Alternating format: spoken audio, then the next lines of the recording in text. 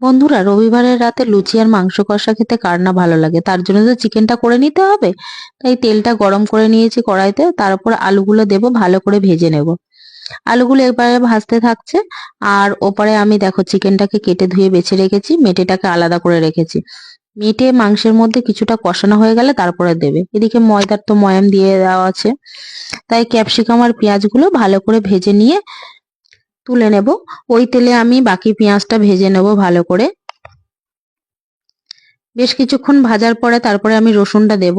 রসুনটা একটু ভালো করে ভেজে নিয়ে তারপর আমি আদার বাটাটা দেব। আদাটা নাড়াচাড়া করার পরে একটু লবণ দেব এখানে আমি, তারপর হলুদ গুঁড়ো, লঙ্কার গুঁড়ো দেব। দিয়ে মশলাটা ভালো করে কষিয়ে নিয়ে একটু জল দিয়ে দেবো, যার ফলে মশলাটা যেন ধরে না যায়। তারপরে চিকেনগুলো দিয়ে একটু নাড়িয়ে চাড়িয়ে আমি এখানে টক দই দেব। কিছুক্ষণ কষানোর পরে আমি মেটেটা দিয়ে দেবো। তারপর এখানে কাশ্মীরি রেড চিলি পাউডার সানরাইজের, আর এখানে এভারেস্টের চিকেন মশলা দেবো। এই চিকেন মশলাটা দিলে মাংসে খুব টেস্ট হয়। ভালো করে কষিয়ে নিয়ে আলুগুলো দিয়ে নাড়িয়ে চাড়িয়ে এখানে জল দিয়ে দেবো। মাংসটা হয়ে আসলে সেই সময় আমি ভাজা ক্যাপসিকাম আর পেঁয়াজটা দিয়ে একটু ঢাকা দিয়ে দেবো। তারপরে মাংস হয়ে গেছে কমপ্লিট, এবার আমি নামিয়ে নেব। এইভাবে মাংস বানিয়ে লুচির সাথে খাবেন।